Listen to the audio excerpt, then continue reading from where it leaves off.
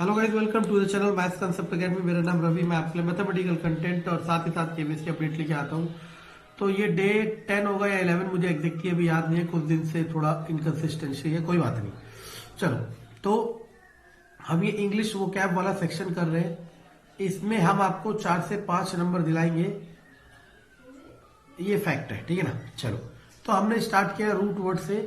अब कुछ क्लासों बाद रूट वर्ड्स खत्म हो जाएंगे, फिर हम आएंगे one word substitute, idiom, phrase. और ये सारे के सारे जो भी मैं रूट वर्ड या वन वर्ड सब्स्टिट्यूट या जो भी वो कैब में करा रहा हूं, ये सिर्फ और सिर्फ एग्जाम ओरिएंटेड है, पेपर में आए हुए वर्ड्स है और आपके डेफिनेटली काम आएंगे, ठीक है ना। जैसे पहला आता है आपके पास बेलिजुरेंट, सॉरी, पहला एक रूट वर्ड आता है बेल। बेल का मतलब होता है लड़ाई, वॉर। तो पहला रूट वर्ड इससे बनता है बेलिजुरेंट। अब देखो ये वर्ड कितना कॉम्प्लेक्स है।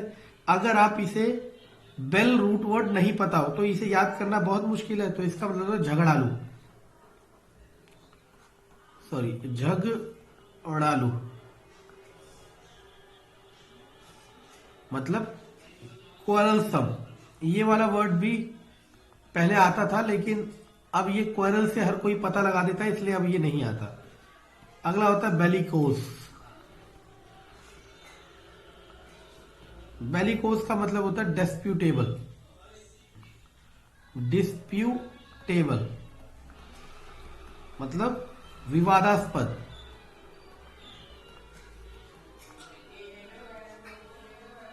जिस पॉइंट पे लड़ाई हो सकती है।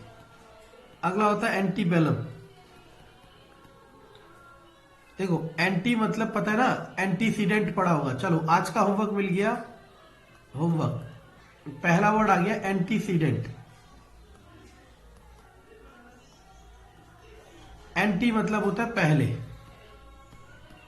तो बिफोर वॉर। जैसे आप किसी से लड़ाई से पहले उसे चेतावनी देते हो, उसे कहेंगे एंटीबेलम। विद युद्ध से पहले चेतावनी देना है, कुछ भी देना, दैट इज कॉल्ड एंटीबेलम। ठीक है, हर क्लास को पॉजिटिवली पार्टिसिपेट करो, क्योंकि ये सब सिर्फ आपके लिए करा जा रहा है और इसके पीछे कोई मेरा हिडन एजेंडा नहीं है। बस एक ही मेरा ड्रीम है या फिर मेरा मोटिव है कि आपको फायदा हो सके और आज नहीं कल मैं दिखा सकूं सबको कि जो ऐसे बहुत है जो आपके लिए निस्वार्थ बहुत कुछ करना चाहते हैं। अगला आता है रूट वर्ड, दैट इज एम्बल। तो इसे कहते हैं वॉक या टू या मूव, चलना या, ठीक है ना, धीरे चलना। पहला होता है एम्बल। चलो इसी से एक और होमवर्क आ गया मेरे पास, एम्पल। एम्बल, एम्बल मतलब होता है धीरे चलना। एक होता है चलना, एक होता है धीरे चलना। चलो एक और होमवर्क है, चहलकदमी मतलब धीरे चलना एंजॉय करते हुए। इसके लिए मुझे 2 वर्ड्स बताने हैं आपने, ठीक है ना।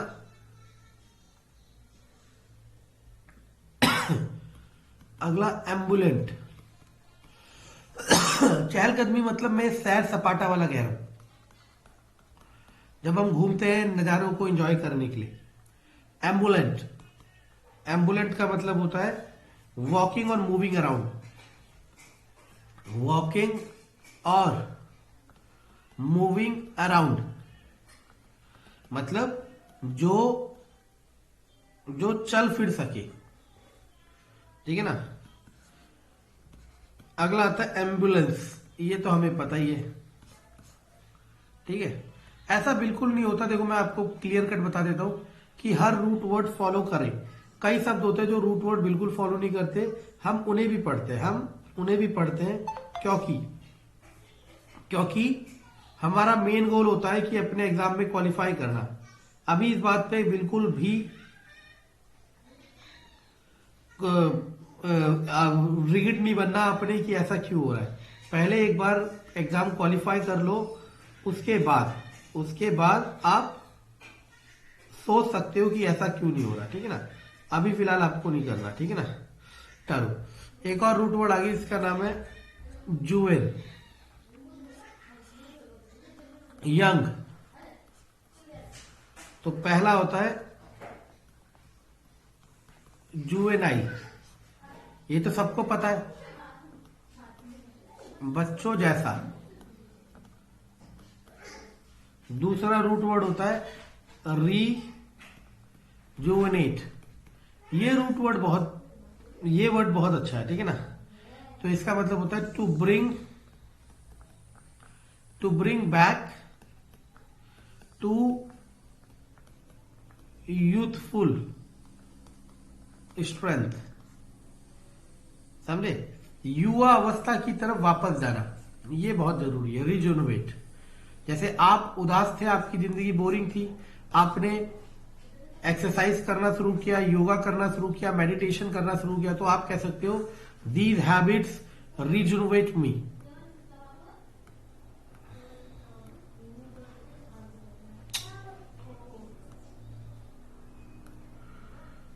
ठीक, ओके। तीसरा होमवर्क लिखते हैं आपके लिए, अभी अभी याद आया। एक वर्ड होता है रेजिसाइड, एक वर्ड होता है फिलिसाइड, एक होता है एबॉलिश, ठीक है। ओके, अगला रूट वर्ड आ गया आपके पास OCU, OQ मतलब आई। तो पहला होता है बायनोक्यूलर। अच्छा, जब आप नाउन पढ़े होंगे, किसी ने एग्री करना, आपने पढ़ा था ना, कई नाउन ऐसे होते हैं जिनके लास्ट में एस लगता है, ये उसमें से बायनोक्यूलर्स है ना, सीजर्स, ठीक है, ये सब पढ़ा होगा आपने। बायनोक्यूलर्स मतलब पता ही है आपको। दूसरा मोनोक्यूलर, बायनोक्यूलर जो दोनों आंखों में लगता है, ऐसे करके देखते हैं ना जिससे दूरबीन। मोनोक्यूलर एक आंख वाला भी होता है। तीसरा होता है ऑक्यूलिस्ट, ऑक्यूलिस्ट होता है एन आई डॉक्टर,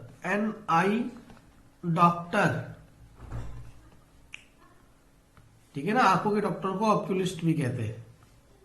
हम तो आईज स्पेशलिस्ट कह के काम चला देते हैं। एक रूट वर्ड होता है ऑस्टियो,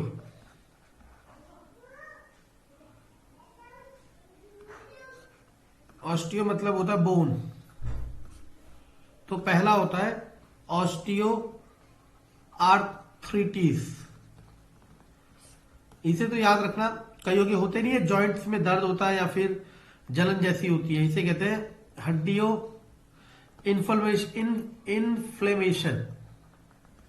इन्फ्लेमेशन। दूसरा ऑस्टियोपैथी, ऑस्टियोपैथी का मतलब होता है थेरेपी ऑफ बोन।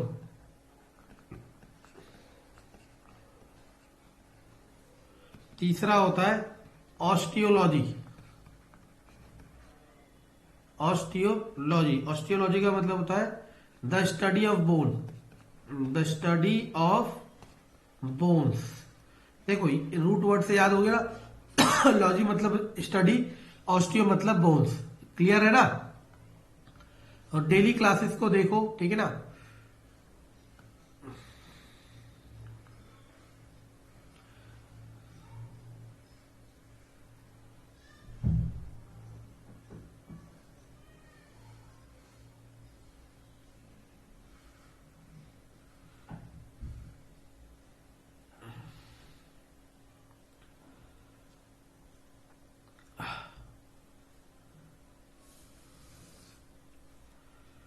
ओके, एक और होमवर्क लिख देते हैं। वर्ड देखते देखते पुराने वर्ड याद आ जाते हैं। PALEOLITHIC, Palaeolithic. एक और होमवर्क लिख लेते हैं, फोर्ट्रेस।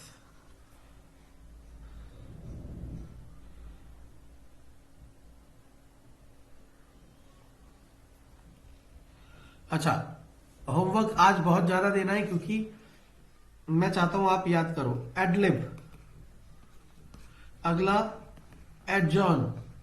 सीरियसली लोगे, यही सब आपको पढ़ना है, चाहे मुझसे पढ़ लो चाहे किसी और से पढ़ लो, ठीक है ना। लेकिन होगा क्या, आप लोग अभी तो सीखोगे नहीं, जब समय बीत जाएगा तब आप सोचोगे अब मैं क्या कर दूं। एडहेर, एब्स्टीमियस